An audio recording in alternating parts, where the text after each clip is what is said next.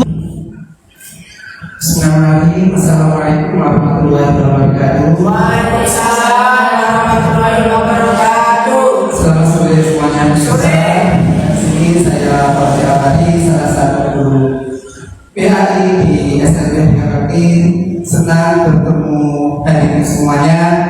Selamat bergabung di acara kursus pendidikan yang di SMP Bekti dengan mengusung tema mengenal lebih dekat siapa itu disabilitas. Alhamdulillahirrahmanirrahim. Patutlah kita seperti kita kehadirat Allah Subhanahu wa Ta'ala, karena atas limpahan dan rahmatnya kita semuanya masih bisa diberikan kesempatan untuk melaksanakan ibadah puasa Ramadan 1440 kali Hijriah.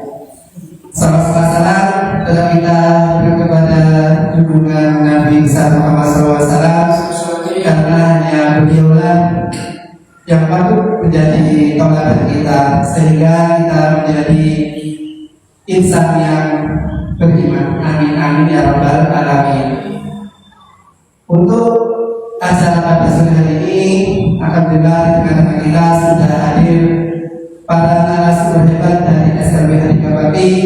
Mari kita sapa satu persatu. Yang pertama ini adalah Ibu Siti Hanifah selaku Kepala Sekolah SMP Hadikapati Kedarawajan. Selamat sore Ibu. Selamat sore Bapak. Ya. Waalaikumsalam warahmatullahi wabarakatuh. Kemudian narasumber yang kedua yakni Ibu Fatona selaku beliau adalah salah satu wakil murid dari SMP Hadikapati. Selamat sore Ibu. Sore Bapak. Kemudian yang terakhir ini adalah salah satu peserta didik dari SMP Hadikapati, Yuriko Resti Pariasna. Selamat sore. Sore Pak. Oke. Untuk hari ini kita akan mengenal lebih dekat siapa sih disabilitas itu. Ada berapa macamkah disabilitas yang perlu kita ketahui. Pemirsa, mungkin di sekitar kita ada banyak anak-anak yang berbeda daripada kita dan anak-anak kita, dan kadang kita mungkin bingung kita itu menyebutnya itu apa bagi orang awam. Dan di sini alhamdulillah sudah kita berikan pakar-pakarnya. Nanti kita akan mengulik tentang siapakah disabilitas itu dan bagaimanakah kita harus berinteraksi dengan mereka, dan bagaimanakah mereka bisa menjalankan ibadah puasa selama Ramadan ini ya. Pertama langsung saja kita cari informasi lebih mendalam dari Ibu Siti Hanifah. Ibu, apa sih yang dinamakan disabilitas itu? Baik, terima kasih.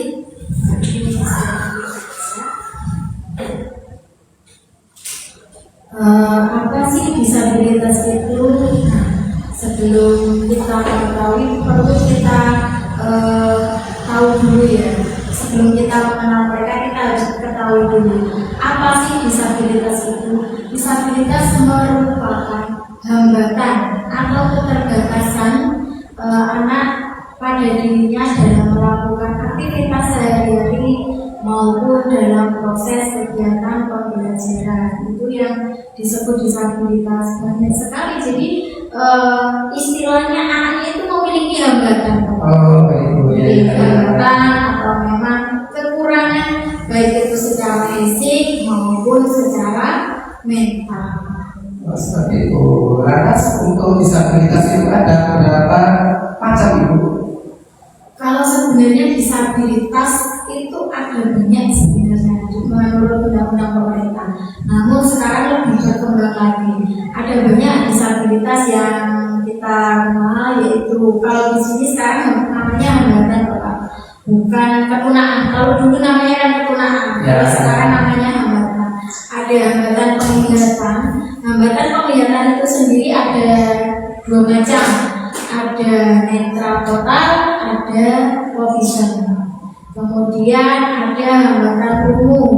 Nah, hambatan umum dengar ini juga tergantung bagaimana ya kita bisa berkomunikasi dengan mereka melalui beberapa tes pendengaran, yaitu berkolaborasi dengan dokter sehingga kita bisa mengetahui berapa sih desibel pendengaran pada anak sehingga kita bisa menggunakan pakai bahasa oral atau bahasa isyarat dalam berkomunikasi.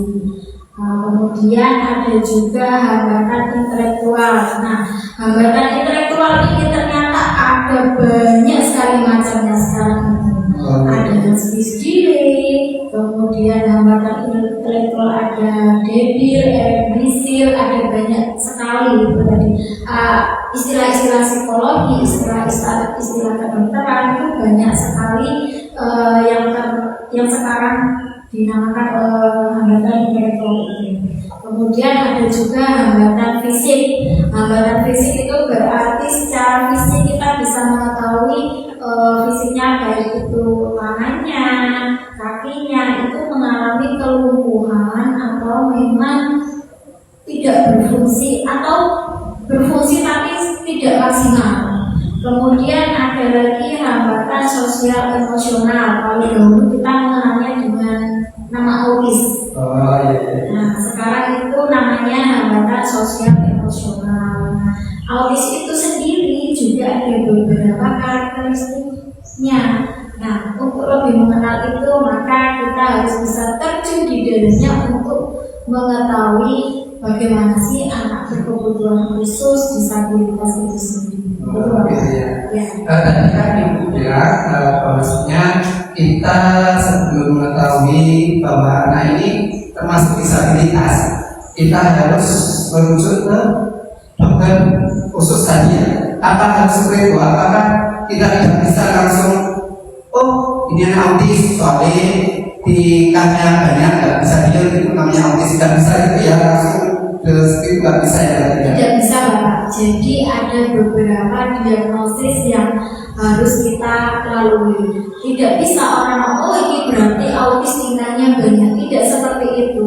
Meskipun ciri-cirinya mengarah ke sana, tetapi perlu adanya diagnosis asesmen diagnosis. Nah itu biasanya dilakukan oleh para dokter atau psikolog. Sekarang oke, terima kasih. Kemudian ini kita menuju ke Ibu Fatone selaku wali murid salah satu wali murid SMP Bakti yang mana beliau juga memiliki salah satu putri ini juga termasuk disabilitas. Ibu putri Ibu ini termasuk dalam golongan disabilitas yang bagaimana Ibu? Ya Pak, karena saya disabilitasnya itu pendengaran, hambatan pendengaran dan bicara. Oh seperti itu. Sebelumnya apakah Ibu sudah pernah mungkin tes ke dokter spesialis atau bagaimana? Sudah pernah ke THT juga.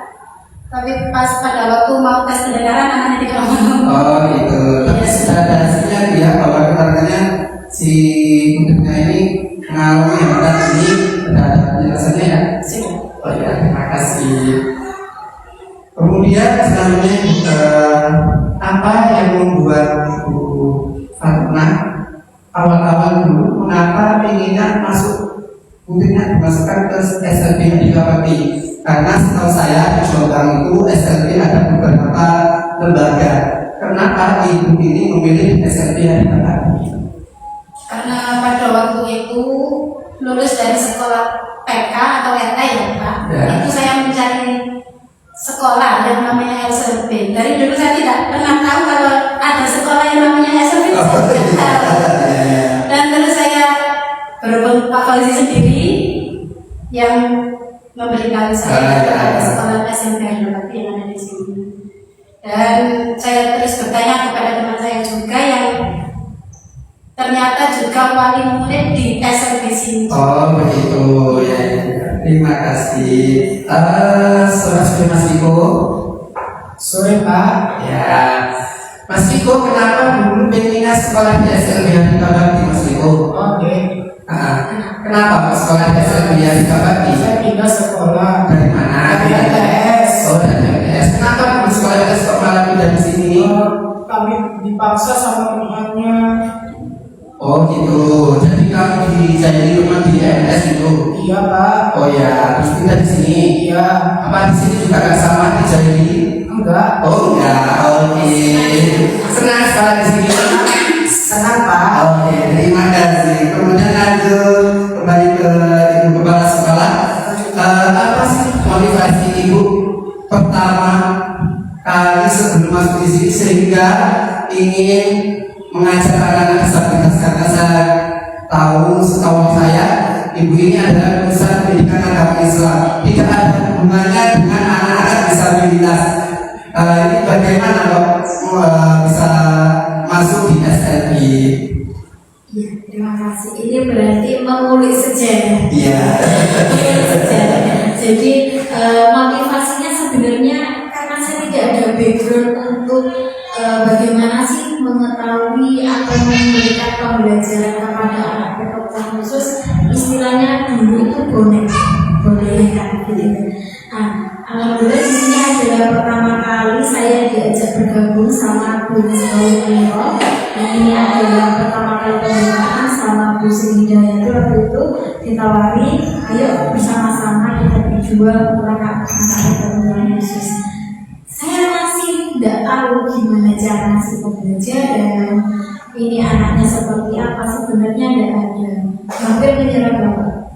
Dulu awal-awal saya hampir menyerah karena diapakan ya anak seperti ini. Tuh, akhirnya dari pihak yayasan juga memberikan support penuh, dikasih trik and triknya, memberikan pembelajaran untuk anak ini itu termasuk jenis ketunaan, itu namanya tunang ya. Iya.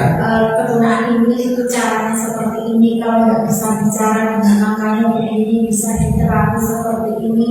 Nah, lambat laun dengan karena sudah semakin cinta, sudah semakin nyaman, itu akhirnya saya memiliki hasrat memiliki hasrat untuk menerjuni lagi, yaitu dengan mengenyam pendidikan lagi untuk pendidikan khusus. Jadi memang di sana itu kalau pendidikan khusus sama lulusan pendidikan agama Islam itu beda jauh. Ya, kita memang benar-benar diajari bagaimana mengenali namanya itu asesmen itu Pak. Mengenali, terus kemudian itu menjadikan motivasi saya gimana sih cara memberikan pembelajaran yang baik. Akhirnya itu menimbulkan motivasi saya untuk bisa melanjutkan sekolah lagi, belajar lagi, akhirnya bisa memberikan pelayanan yang terbaik untuk anak-anak terutama yang di SMP dan di kampung. Pertama masuk sini tentunya aku sudah ada ya rasa kaget juga pasti ada karena shock ya karena di sini adalah pertama kali gedungnya masih yang selatan sendiri, itu kita belum punya murid, jadi saya door to door mencari murid. Bagaimana cara merayu orang. Untungnya ketika saya dulu di S1 sebelumnya itu kan saya berkegiatan ekstrakurikuler organisasi ya. Sehingga untuk lobby untuk apa itu kan sudah pernah ya Bapak. Jadi gini ya, terjun ke masyarakat yang notabene mohon maaf ekonomi di bawah rata-rata, itu cara bertutur kata yang bagaimana, mengambil hati mereka untuk bisa ikut sekolah, belajar bersama itu gimana, tantangannya luar biasa. Saya hampir menyerah, benar-benar menyerah, dan itu shocknya itu sudah dikasih pembelajaran yang baik sesuai istilahnya aturan yang disampaikan oleh yayasan, tapi kadang ada juga yang dua murid itu yang tidak menerima dengan baik. Jadi orang ini buat saya itu putus asa.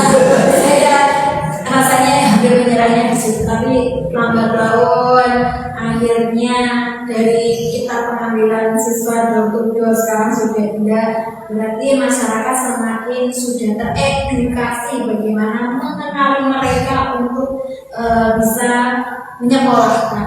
Alhamdulillah. Berarti sekarang di masyarakat anak-anak disabilitas sudah diterima, dia sudah mulai diterima oleh masyarakat. Meskipun belum belum 50%.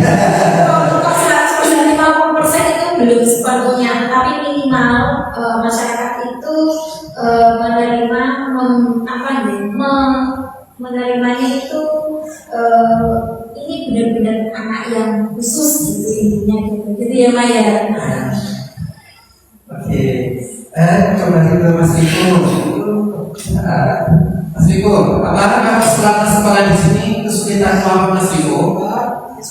Kamu punya kesulitan nggak sekolah di sini? Apa mudah semuanya? Oke.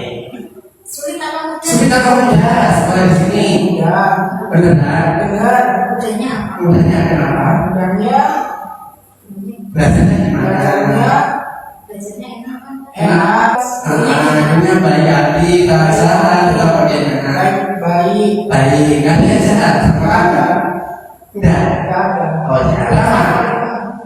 Kamu paling suka itu diajar sama siapa kalau di sekolah? Diajar sama Bu Erni, Guru di sini yang biasa menjadi kabar Bu Dwi, Oh, sama Arif. oh gitu. Suka. Kenapa? Kenapa kau suka diajar Pak Bu Dwi? Istrinya Pak Arif, Ya, kenapa kau suka sama Bu Dwi? mengajar, Kenapa?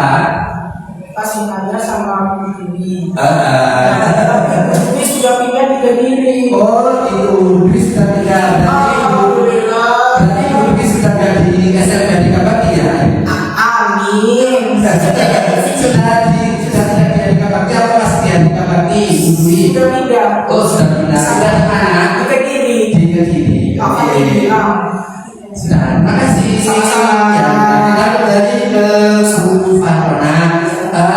Ini sebelumnya ibu ini mengetahui putrinya bahwasanya termasuk hambatan pendengaran. Awal-awal tahu ini sejak usia berapa ibu?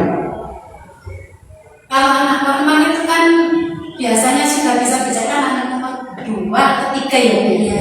Ya, terus? 1 tahun setengah itu sudah mulai. Kalau anak saya belum bisa sampai tetangga saya, oh ini kayak ngomong banget ada yang bicara gitu. Oh gitu. Oke. Jadi tahunya mulai usia berapa? 3. Jika sudah terdeteksi, dengan sudah tahu ya. Oh gitu. Terus kemudian kembali ke Ibu Sedangkan untuk mengetahui bahwasannya ini termasuk disabilitas berarti diperlukan asesmen tersendiri ya, terutama anak-anak yang mau masuk di sekolah SMP Kabati ini. Jadi tidak sembarangan bisa menentukan bahwa ini termasuk si A, si B gitu ya. Jadi harus ada asesmen khusus ya. Iya, ada asesmen kalau awal masuk itu namanya asesmen diagnosis. Jadi kita asesmen dulu ini termasuk anak yang apa. Kalau memang anaknya hanya hambatan ini yang sekiranya kok masih bisa sekolah di reguler, ya sekolah di reguler aja. Tetapi kalau memang tidak bisa, juga berarti dengan tangan terbuka menerima mereka untuk belajar bersama-sama di sini. Oh, gitu ya.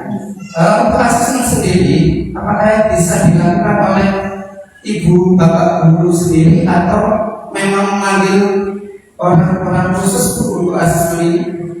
Baik, untuk asesmen itu ada timnya. Timnya itu biasanya yang kita butuhkan adalah kita kerjasama dengan psikolog. Oh, Jadi asesmen itu kita lakukan dengan psikolog, kemudian dengan lulusan yang pendidikan khusus yang memiliki basic anak berkebutuhan khusus. Jadi tidak semua guru itu meskipun tahu tapi belum memiliki kemampuan dalam mendekati karakternya anak berkebutuhan khusus seperti apa.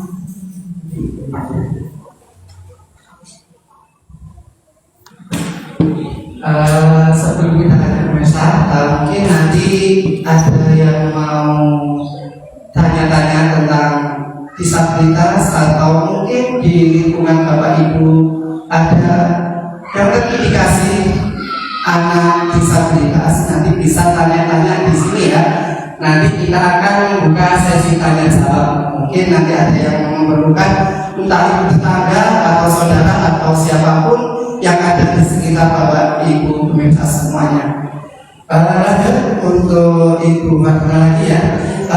Apakah selama sekolah di SLB Hari Bakti ini Putri Ibu sudah memiliki keterampilan atau kemampuan apa saja Ibu yang sudah dimiliki oleh anaknya? Mungkin perkembangan dari sebelum masuk sini hingga saat ini itu apa saja perkembangannya? Alhamdulillah ya Pak, perkembangan dari anak saya sendiri banyak sekali. Sebelumnya belum bisa bahasa isyarat, sekarang sudah bisa. Alhamdulillah ya. Tapi waktu di rumah, apakah Anda ini berkomunikasi dengan orang tua, dengan keluarga, dan dengan teman-temannya di rumah itu juga menggunakan bahasa isyarat? Ada teman-teman sih ada yang bisa, jadi cuma menggunakan bahasa isyarat. Alhamdulillah, berarti kan anaknya agak bingung gitu. Saya bisa begini pakai isyarat. Ternyata kalau di lingkungan sana nggak ada yang bisa, kasihan anaknya juga.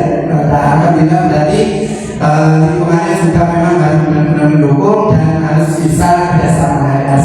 Terima kasih Bu. Kita kembali ke Mas Yudi ya. Oke. Oh iya. Monggo Ibu, silakan. Monggo.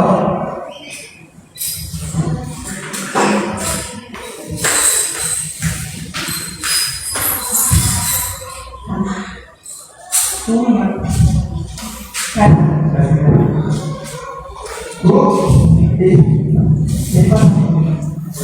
Amin.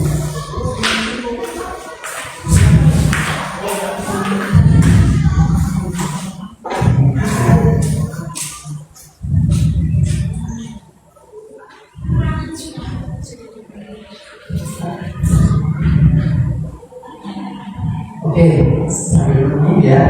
Ayo Mas Ibu, saya tanya lagi ya. Selama kamu di sekolah di sini, kamu sudah bisa apa saja? Mas Ibu, kamu diajarkan apa saja di sekolah? Pas dulu saya belajar sama Pak Fahmi. Ya, biasanya Pak. Belajar sama Pak Fahmi. Biasanya ngapain? Biasanya ngapain?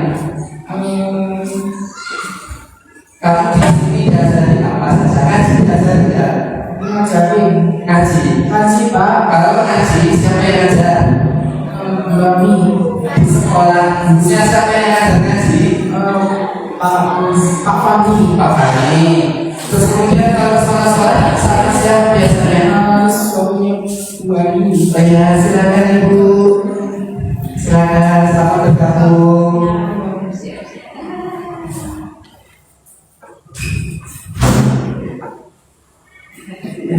Selamat Ibu pemirsa yang bersaudara.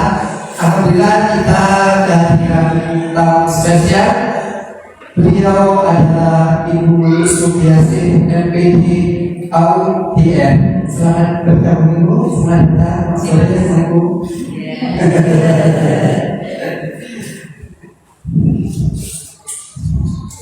Mas Iko, lagi-lagi ya.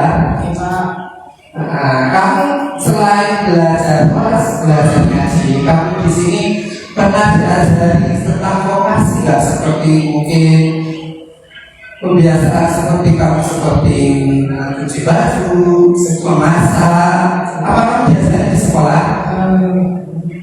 Memasak. Diajari ya? Diajari. Siapa yang ngajar? Pak. Oh bukan. Kamu pernah diajari masak apa di sekolah? Masak apa? Masak kue. Masak kue apa? Masak kue telur. Kue telur. Kue telurnya diapakan? Jadi apa? Jadi masakan apa telurnya? masak nasi. Apa? Ya, kue Kue apa? Jadi kue apa? Disulap jadi kue apa? di bulan. Di bulannya. Terus jadi apa? Jadi biar matang. Oh ya. Selain itu kamu pernah diajari bikin minuman juga nggak di sini? Buat apa? Diajari buat apa? Minuman apa? Jus buah naga. Siapa yang mendampingi? Siapa yang ngajar? Membuat buah. Sama gurunya siapa? Pak Izi. Oh gitu. Bisa. Sekarang sudah bisa bikin di sini. Bisa. Oke. Kalau Iya. Untuk KBDIA, Demol. Oke. Terima kasih Mas Eko. Terus sama-sama kita kembali ke Ibu Fatma ya.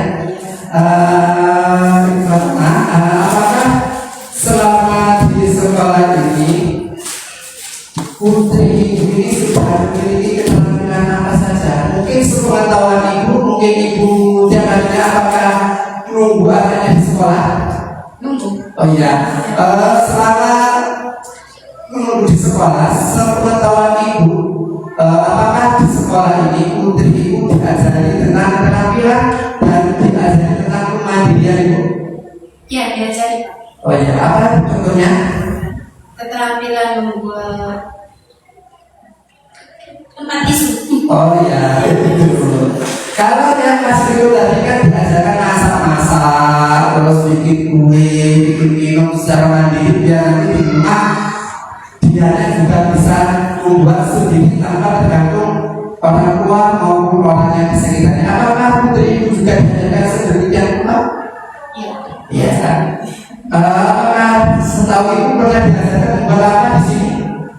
Mungkin kue atau masak nasi atau apa? Ya masak, ya coba buat kue. Kalau di rumah anak-anak juga pernah bikin sendiri tidak iseng-iseng? Pernah, sering malah. Oh, alhamdulillah. Ya, sebelum kita lanjut ke ibu kepala sekolah, kita sapa dulu tamu kita, ibu dulu. Yang pertama, mengapa ibu kok hari ini ingin sekali bergabung dengan kegiatan kita ini? Saya kok penasaran gitu. Mungkin sebelumnya bisa dikenalkan dulu ibu ini dari mana, ngajarnya di mana, begitu ini ya. Mengapa hari ini kok tertarik bergabung dengan kami? Iya, terima kasih banyak untuk Ibu Hanifah ya yang sudah mengundang ya. Memang saya tergerak untuk saya ingin tahu deh ini kapsul yang luar biasa mungkin ya dengan anak-anak yang sangat istimewa menurut saya. Saya kemarin itu sempat aku kok saya tertarik ini gitu. Mungkin saya kenalan dulu biar kita tahu kenal. Iya. Sebelum lanjut dulu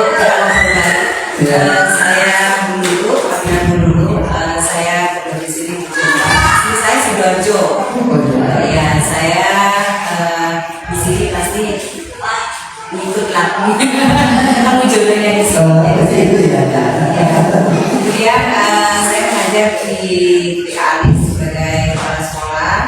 Alhamdulillah saya juga diberikan visi Kabupaten Jombang menemui teman-teman untuk belajar bareng bersama maupun kegiatan baik kemarin itu saya banyak belajar tentang anak yang sangat istimewa maupun anak yang berbeda. Sudah itu sudah kenal ya? Sudah sayang ya maksudnya. Ya.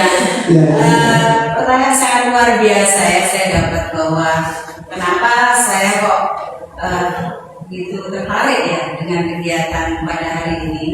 Sangat tertarik sekali karena saya begitu ingin mendalami bahwa anak yang sangat istimewa menurut saya, anak yang sangat istimewa bukan ada kekurangan hati, anak yang sangat luar biasa, sangat istimewa menurut saya itu ada hal yang banyak saya belajar dari anak-anak tersebut.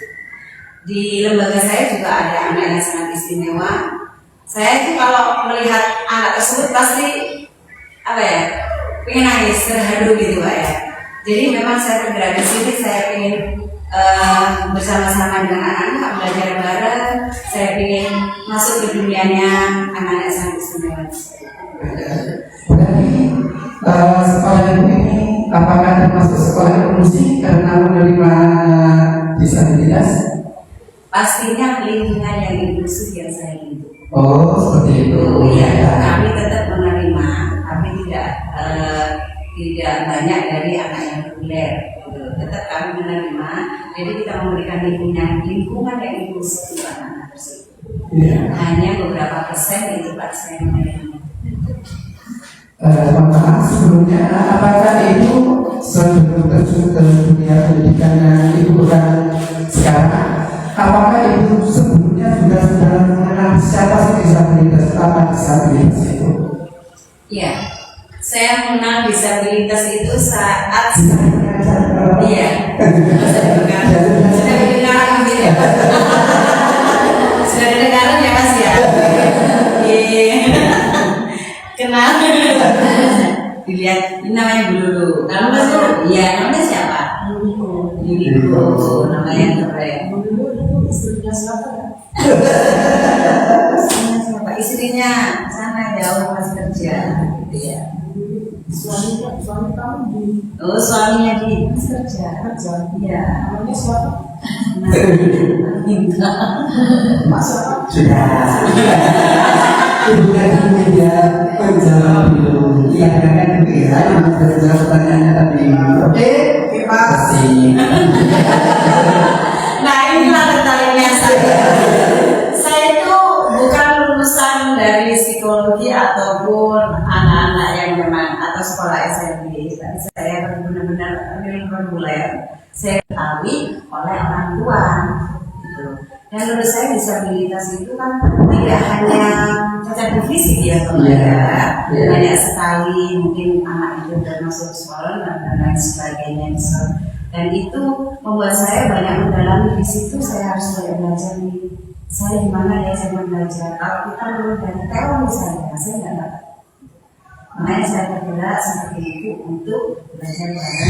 Apalagi ini hal yang sangat istimewa menurut saya. Ini pertama, tapi menurut saya itu bukan yang pertama ini. Ya, keren sekali.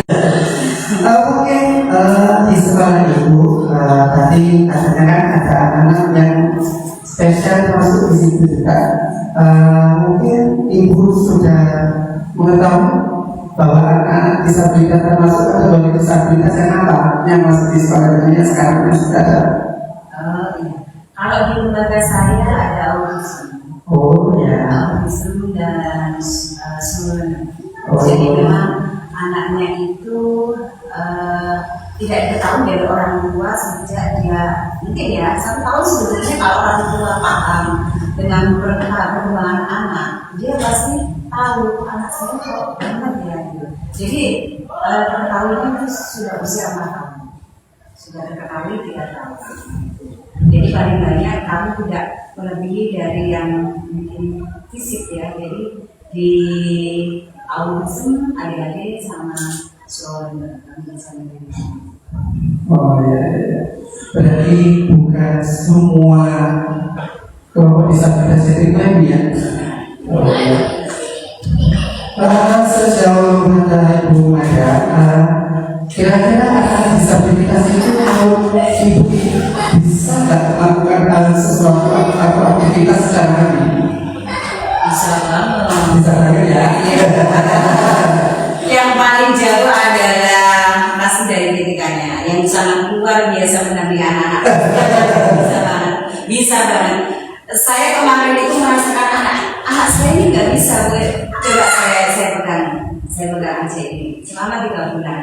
Guru saya juga bukan asli dari lulusan SLP ataupun psikologi. Jadi kalau saya dampingi, saya banyak belajar di situ. Saya banyak belajar dari teman-teman. Saya belajar dari lingkungan sekitar pastinya Bapak ya. 3 bulan dia bisa melakukan kemandiriannya sendiri. Dia bisa melakukan aktivitasnya sendiri. Yang penting satu adalah konsisten. Stimulasi dengan baik antara anak tua dan ibu. Harus terjadi dia kerjasamanya. Terima kasih Bu. Kita kembali ke Ibu Kepala Sekolah.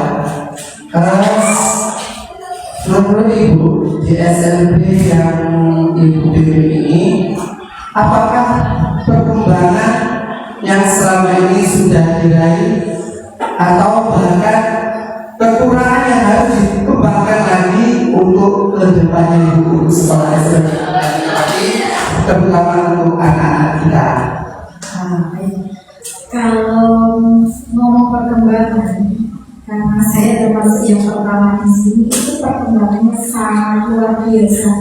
mulai dari pertama pengembangan jumlah peserta didiknya mulai dari kita menerima 7 peserta didik, sekarang sudah di angka 40 lebih. Alhamdulillah. Itu kita sudah bisa melihat. Tapi kita juga tidak mau ketinggalan perkembangan yang ada gitu. Terus kemudian apalagi ya kekurangannya mungkin ya banyak sebenarnya, cuma yang poin itu kalau sekarang dulu kita komunikasi dengan wali murid agak susah, sekarang sangat mudah dengan kami di sini para pendidik dalam melayani anak-anak itu sangat terbantu dengan adanya Pak Guru. Jadi dibantu sama orang tua support yang luar biasa. Saya ucapkan terima kasih yang tak terhingga, pokoknya saya selalu berdoa setiap sholat saya itu semoga orang tua semuanya diberikan kesehatan, para guru, para semua yang mau membantu kita itu dilancarkan segala urusan. Gitu Pak. Nah, itu juga termasuk kebahagiaan sendiri ya untuk kita semuanya yang terutama bagi tenaga pendidik yang ada di SLB ini ya. Ini tadi sedikit disinggung oleh Ibu Kepala Sekolah bahwasanya salah satu hambatan yang ada di sekolah ini adalah terbatasnya tenaga pendidikan di SLB. Mungkin dari pemirsa tetangga atau teman atau siapapun yang ingin bisa bergabung dengan kita lagi ya. Dan tentunya juga melalui ini ya untuk masuk di SLB menjadi tenaga pendidik di SLB ini juga tentunya tidak bisa langsung masuk begitu saja, tapi melalui seleksi yang sangat ketat ya. Terus kemudian tadi juga sempat disinggung oleh Ibu Kepala Sekolah bahwasanya di antara beberapa anak di SLB ini yang awal mulanya tidak bisa jalan, akhirnya bisa jalan gitu ya. Apakah itu juga ada mungkin terapi khusus untuk anak yang seperti itu Ibu? Iya, untuk terapi memang ada. Alhamdulillah SLB Berarti juga membuka layanan terapi untuk anak-anak disabilitas.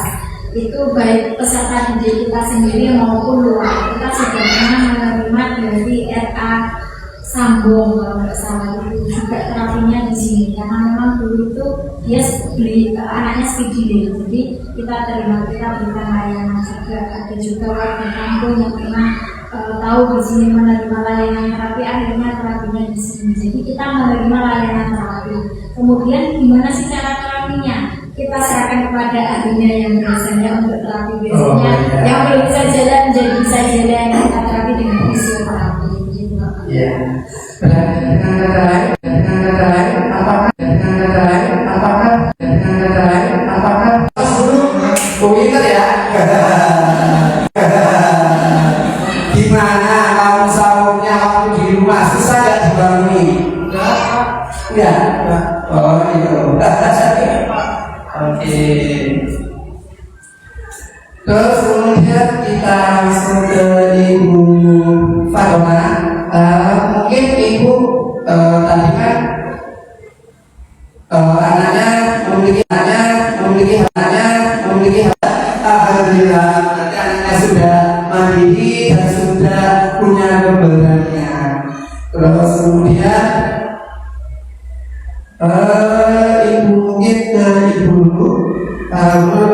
Ibu, apakah anak-anak disabilitas mampu melaksanakan aktivitas harian pada tidak bisa mungkin lepas dengan orang tua nih, kemudian ternyata bisa mengikuti jam diri sampai provinsi, itu kan menjadi prestasinya ya kan, prestasinya. Terus kemudian anak-anak yang tidak bisa bersosial, contohnya ada peserta didik yang disabilitas itu atau anak istimewa ya. Kalau saya bilang disabilitas itu artinya kayaknya sulit gitu ya.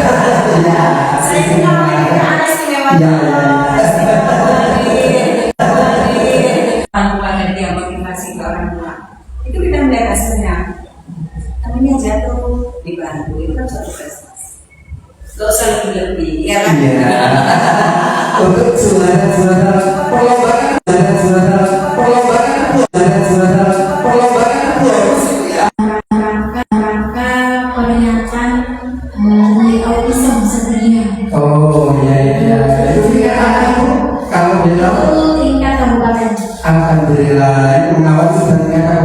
bukan kecamatan. Kemudian juara 1 tingkat kabupaten juga Bina Diri yang memakai sepatu. Oh ya. Kemudian apa namanya juara harapan 1, juara harapan 2 pramuka tingkat kabupaten. Alhamdulillah. Terus kemudian MTQ tingkat provinsi. Oh hebat. Kalau gurunya itu kalau itu termasuk prestasi. Terus kemudian prestasi lagi lomba sisi tidak termasuk. Kemudian CGP juga menampilkan hal yang terbaik dari beberapa seleksi, alhamdulillah bisa lolos gitu. Jadi di sini alhamdulillah gurunya menurut saya masih muda semua, sukses semua, dan mereka adalah selalu juara karena setiap apa yang saya sampaikan, ayo ikut Pak, ikut, ayo Pak ikut ini, ayo Bu ikut ini. Alhamdulillah beliau semua itu selalu bilang iya dan tidak. Apakah itu karena tekanan dari saya?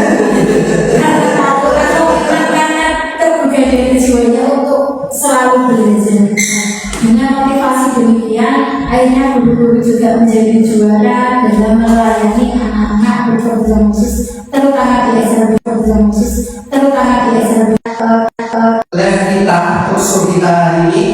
Live kita kursus kita hari ini bisa